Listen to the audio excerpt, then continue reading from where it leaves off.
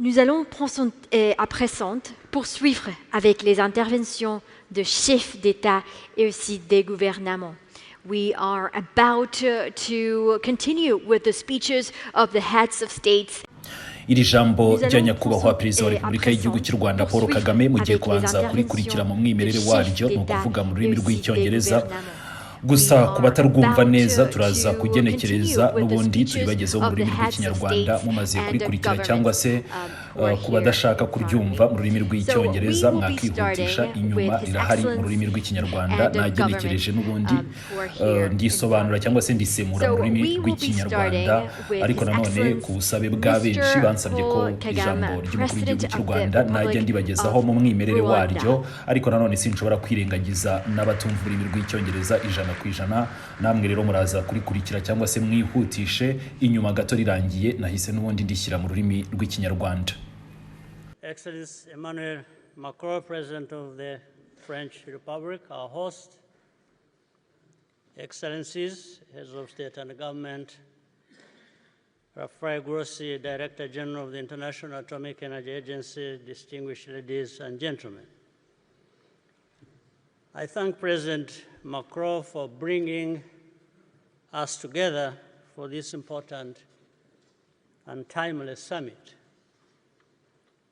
Rwanda aims to be a high-income country by 2050.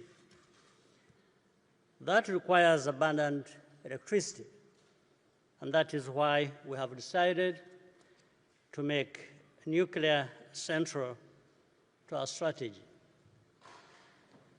It will diversify our energy mix while providing the stability required for industrial growth and long-term transformation. Achieving this requires strong institutions, sound regulation, and an educated workforce, and that is the foundation Rwanda is building.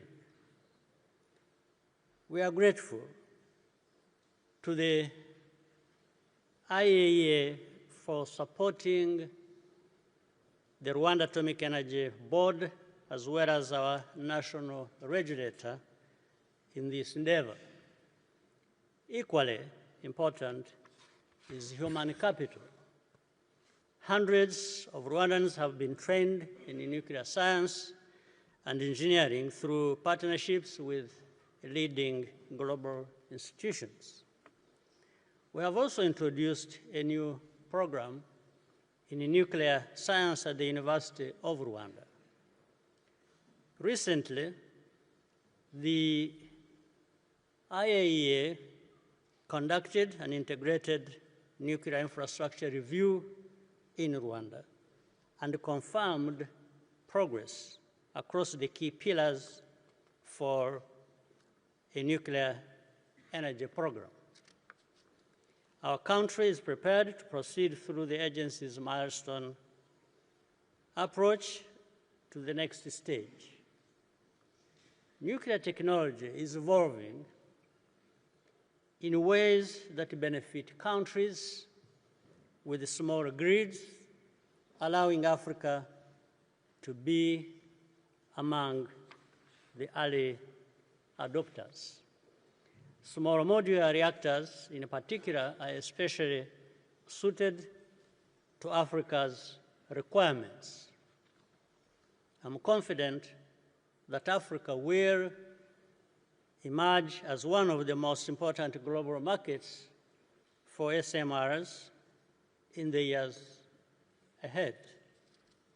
This summit underscores the power of partnership. Our cooperation must advance on three priorities. First is financing. This has already been mentioned. Nuclear energy projects require tailored financing packages, which are still unfamiliar to development banks. Last year, the World Bank decided to end the ban on financing nuclear power projects. At COP28, governments called on international financing institutions to include nuclear energy in their portfolios.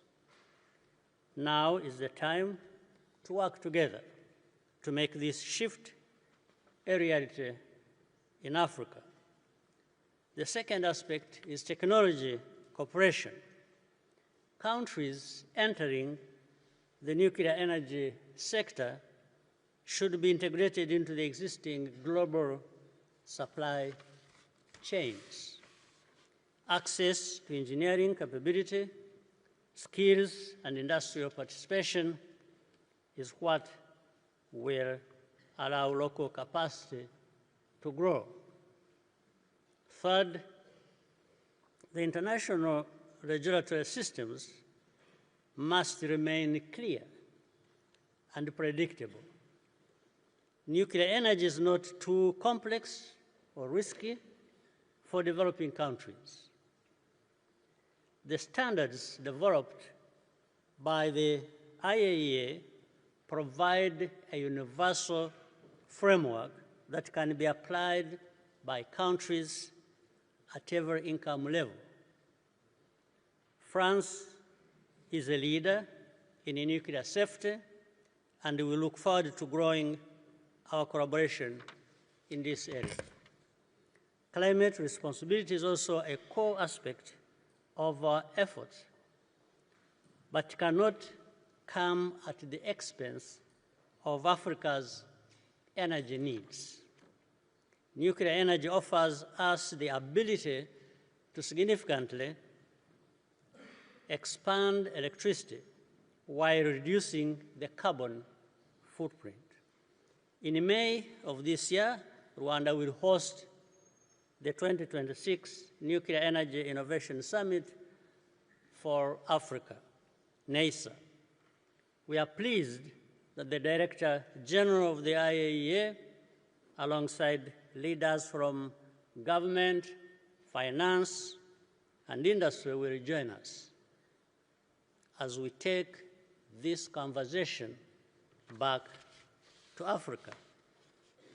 I extend a warm invitation to all of you to attend the summit in Kigali. Rwanda is determined to do what it takes to power our development with the nuclear energy, and we look forward to you being a part of this journey. I thank you for your kind attention.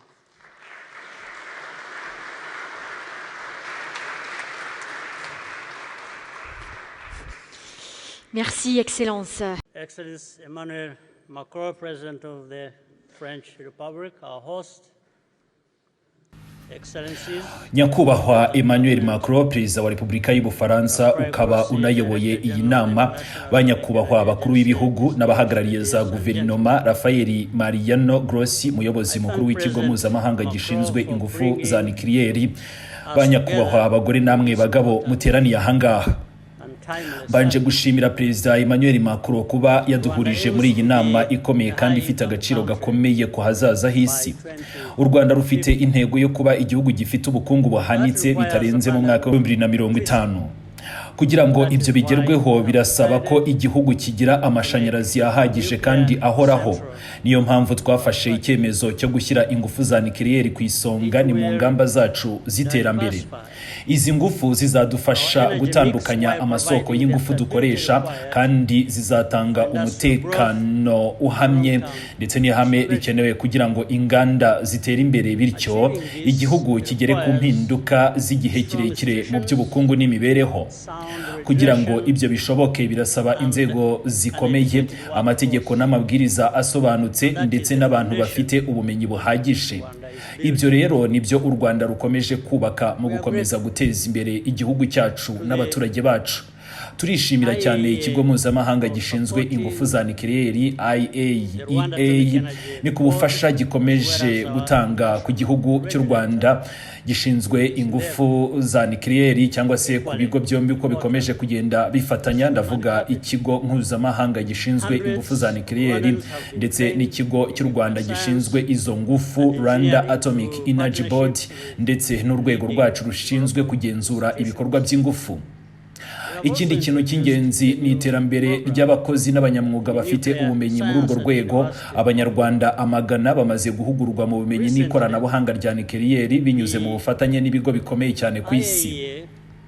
Twashyizeho kandi porogaramu nshya y'amasomo ni ku bijyanye n'ingufu za nucleaire muri kaminuza y'igihugu cy'u Rwanda kugira ngo turusheho kubaka ubushobozi bw'igihugu muri urwo rwego.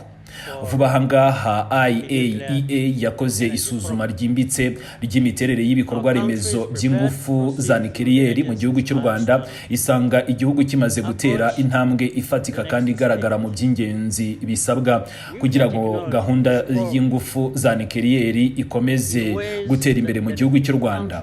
U Rwanda rero rwiteguye gukomeza inzira igana ku ntambwe zigana mu iterambere, kandi dukomeje kugenda dutera intambwe zifatika cyangwa se milestone approach tugamije kugeza ingufu ku cyiciro gikurikiraho cyo gushyira mu bikorwa gahunda y'ingufu za nucleaire. Ikoranabuhanga rya nucleaire rikomeje gutera imbere mu buryo bufasha cyane ibihugu bifite imiyoboro mito y'amashanyarazi, bigatuma Afrika ishobora kuba noneho mu bihugu bya mbere bikoresha iri koranabuhanga rigezweho. By'umwihariko utwuma duto cyane twa nucleaire tuzwi nka small modular reactors cyangwa se SMRS dukwiriye cyane mu bikenewe ku mugabane wa Afrika. Turakenewe cyane kandi mu buryo bwihutirwa. Ndizera ko mu myaka iri imbere Afrika izaba imwe mu masoko akomeye cyane ku isi ni ku bijyanye n'utu twuma duto twa small modular reactors cyangwa se SMRS. Iyi nama iragaragaza neza imbaraga z'ubufatanye kugira ngo tugere ku ntego zacu. Ubufatanye bwacu bugomba kwibanda ku bintu bitatu by'ingenzi. Icya mbere ni uburyo bwo kubona inkunga z'imari. Imishinga y'ingufu za nucleaire isaba uburyo bwihariye bwo kuyishoramo imari, uburyo butamenyerewe cyane mu bigo mpuzamahanga bitera inkunga n'iterambere. Umwaka ushize nk'ubwo ngubwo banki y'isi yafashe icyemezo cyo gukuraho itegeko ribuza gutera inkunga imishinga y'ingufu za nucleaire. Ni mu nama ya COP28 guverinoma nyinshi zasabye ibigo by'imari mpuzamahanga gushyira ingufu za nucleaire mu mishinga noneho igomba gushyigikirwa.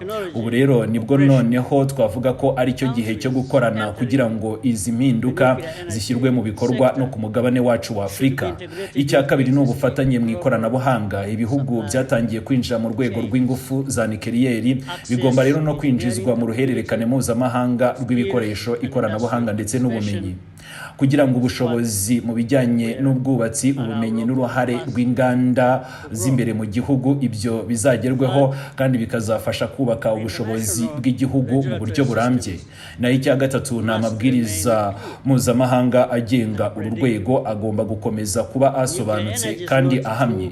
Ingufu za nucleaire rero ntabwo zikomeye cyangwa ngo zibe zifite ibyago ku buryo ibihugu bikiri mu nzira y'amajyambere bitazikoresha. Ibipimo n'amahame byashyizweho na IAEA biratanga uburyo bumwe bushobora gukoreshwa n'ibihugu byose hatitawe ku rwego rw'ubukungu ibyo bihugu byaba bifite. Ubufaransa ni kimwe mu bihugu byateye imbere cyane mu bijyanye n'umutekano w'ingufu za nucleaire, kandi rwose turateganya gukomeza guteza imbere ubufatanye n'igihugu cy'Ubufaransa muri rusange. Ikindi kandi inshingano zo kurengera ikirere n'ibidukikije ni ingenzi mu bikorwa byacu, ariko nanone ntabwo bigomba kuba Afrika kubona ingufu ikeneye mu iterambere ryayo. Ingufu za nucleaire ziratanga amahirwe yo kwagura cyane amashanyarazi. Ni mu gihe dutunganya cyangwa se tunakomeje kugenda dushyira imbere ibijyanye na gahunda yo kugabanya ibyuka bihumanya ikirere. Muri Gicurasi uyu mwaka u Rwanda ruzakira inama mpuzamahanga ni ku bijyanye no guhanga udushya mu ngufu za nucleaire muri Afrika 2026 NAESA. twishimiye ko umuyobozi mukuru wa IAEA hamwe n'abayobozi bo muri guverinoma, ibigo by'imari n'inganda ko bazifatanya natwe mu gukomeza ibi biganiro kandi tugakomeza gukururira umugabane wa Afurika muri iyi gahunda. Ndabatumiye mwese rero kuzitabira iyi nama izabera iwacu i Kigali. U Rwanda rwiyemeje gukora ibishoboka byose kugira ngo iterambere ry'igihugu ryubakirwe ku ngufu za nucleaire, kandi twishimira cyane ko muzafatanya natwe muri uru rugendo. Murakoze cyane ku bwitange n'icyubahiro mwahaye iri jambo ryanjye.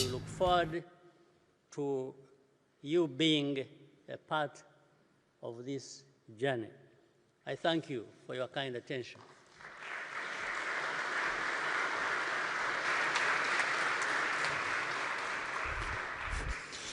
Merci, Excellence.